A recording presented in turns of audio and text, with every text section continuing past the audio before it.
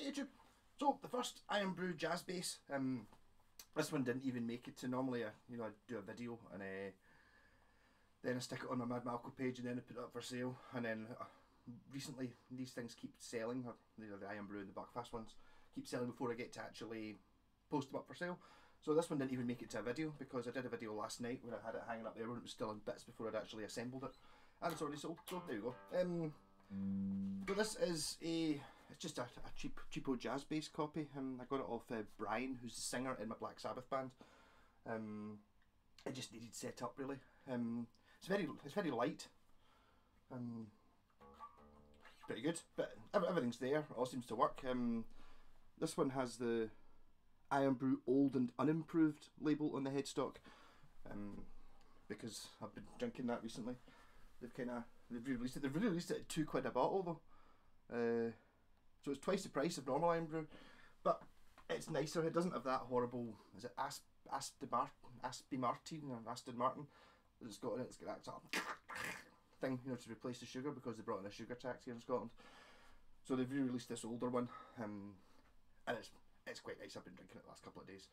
I see I've worn my Irn-Bru to clash with the bass. Yeah, so I didn't really do much to this, to be honest. All I did was I painted the pickups white, I painted the scratch plate blue, and I painted the body orange. That's really it, and then stuck a label off, I peeled off a bottle on the top, which I much prefer doing the Irn-Bru one. Seeing a Bucky label, it's pure nightmare trying to scrape off the old, and then you got to glue it onto the headstock, whereas this, it's just it's a sticker. So although it does take a couple of minutes to peel the sticker off properly, you can just cut it up and then stick it back on the headstock. When I took the pickups out, I noticed that they were reverse wound, so one of the opposite polarity, which means if you put them in series you get a humbucker. So I put a push-pull pot on the tone control, which puts them both into humbucker. It just means when you've got it in humbucker mode, it's just the neck volume pot is a master volume, but when you've got it in, you've just got a jazz bass, so you get a volume, and a tone. So again, with bass is always a bit funny to record. I'm playing through my wee bass amp over there, and I'm going to try and not, because the mic's there, it tends to pick up string slapping a bit more than the actual amp. And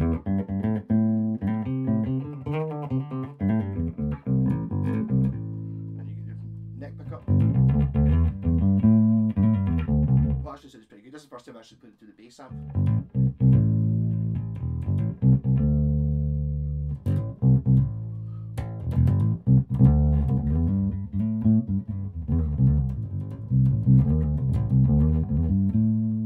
I was never really that much of a jazz bass fan. I think it's maybe just because it's got jazz in the title. I always preferred P basses, and I always found that in a jazz bass, the best place to get the best sound is to have, well, that's both the pickups on full bung. The best place to see, but once you bring one of them down a bit, you get a sort of P bass sound. I don't think it really matters which way around you do it.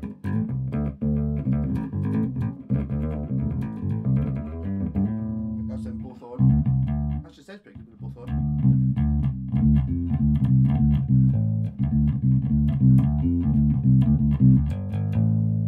But if you just bring one of them down a bit, or even the other one down.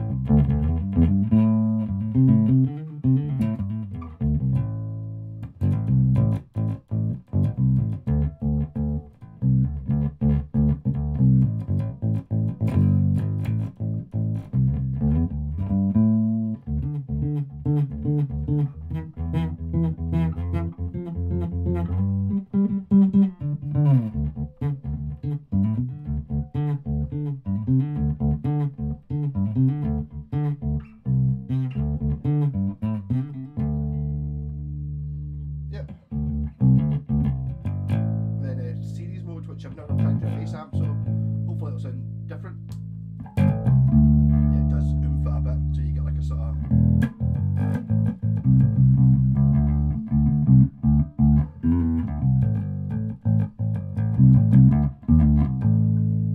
double tone.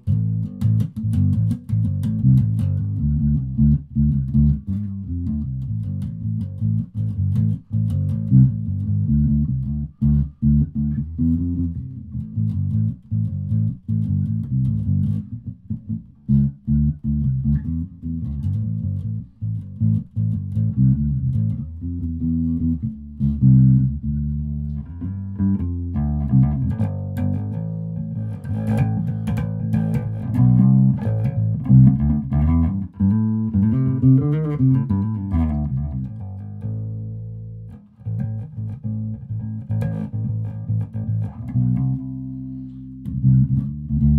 actually quite enjoying using the. Basically, since I don't know if you remember last week, I was playing my Gibson EBO, which kind of sounds.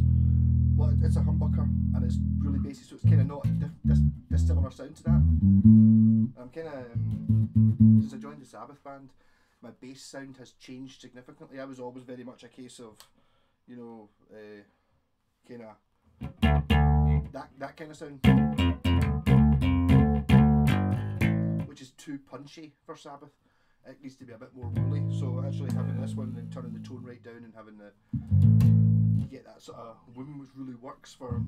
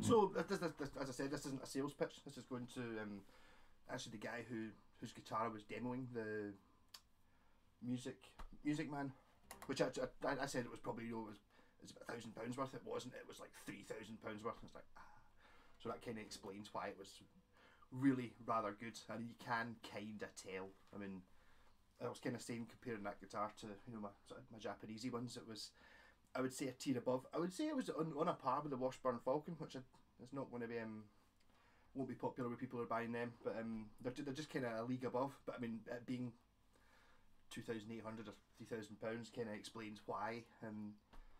You know, you're only talking about, you know, it only goes up by that much, so you get, you know, Squire and then Fender's maybe that much better, and then that's kind of around about there's where you get the sort of my Aria Pros and stuff like that, and then you get the up another wee bit, you know what I mean? As opposed to it's not really the difference between. I don't even know what I'm talking about. The law of diminishing returns, I think. But that was a nice guitar. I've got another nice guitar to do this afternoon, actually, a Maytone, which I was basically in just getting cleaned. It was manky, and the strings on it were, I don't think they were original because the guitar was from 1964 or something like that, but they were certainly from possibly even the last century, the strings.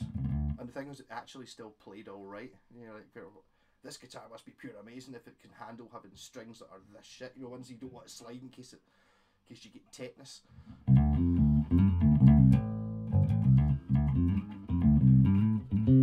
But this bass sounds great. I think the extra option of that thumpy thing, it just gives out.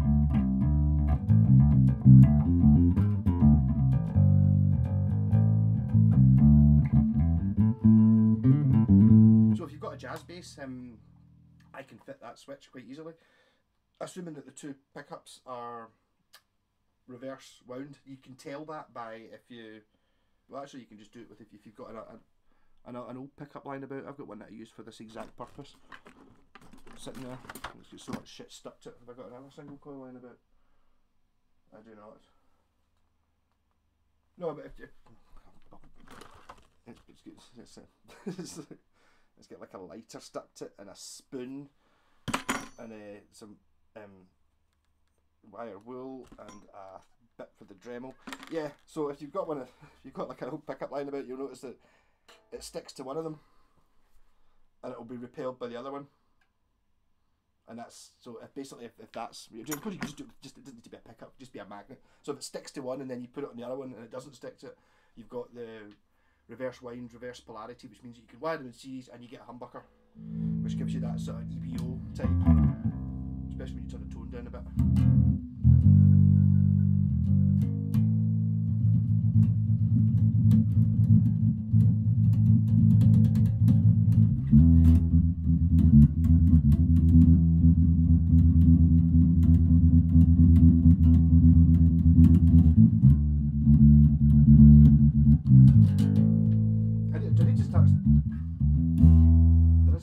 Still rattling over there. It's not the bass that's rattling. It's like this room just can't handle. Basically, I think it's at the house. My other room, the last one was awful. The windows used to shaking up whenever you had the bass too low. It just creates this resonant frequency that just makes everything vibrate. There's something. Mind you, it could be playing. No, it does it with all notes. I think there's an element of it as well, especially when you've got like guitars hanging on the wall. So whenever I play an A, you know, with resonant frequencies, the A on that and that and that and that and that and that and that and that are all vibrating as well, so you get this sort of huge sound, and some of them are leaning against things.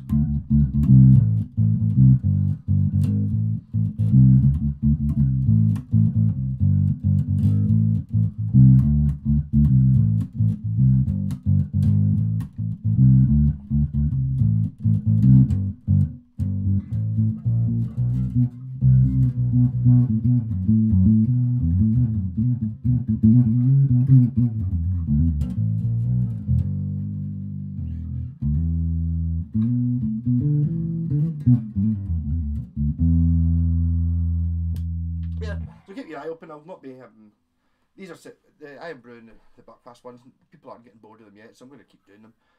I've got the ultimate Buckfast caster coming up soon. This is one that I've had for about a year and a half or something like that. When I say the ultimate, it'll be the worst playing and worst sounding one, but it'll be the coolest one. I've built it from scratch, and it's something else. It's going to be ridiculous. It's one of those things that's been sitting in the garage as a project ready to go. I think it's going to have 5 frets, and no, it'll be interesting. I shouldn't have said that, but I mean, when it pops up, you'll see the one I mean. I might make it I've already done a 21st one, haven't I? I'll maybe make it number 30 or something like that, just for the sake of it. But now I'm back on the road. I've got a car again. I should be able to start looking about for trying to get some guitars to do up. So if anyone's got you know, like I don't know, beat up, I don't know, a Squire or whatever Strat with bits missing or needing done up, or it's pink, give me a shout, because I'm after things like that, so I can turn them into Irn-Bru Buckfast basses.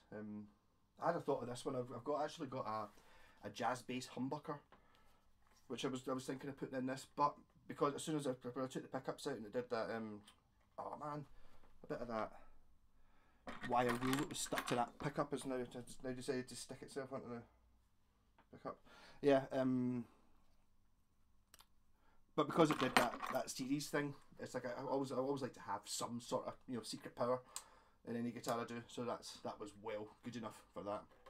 So rock and roll.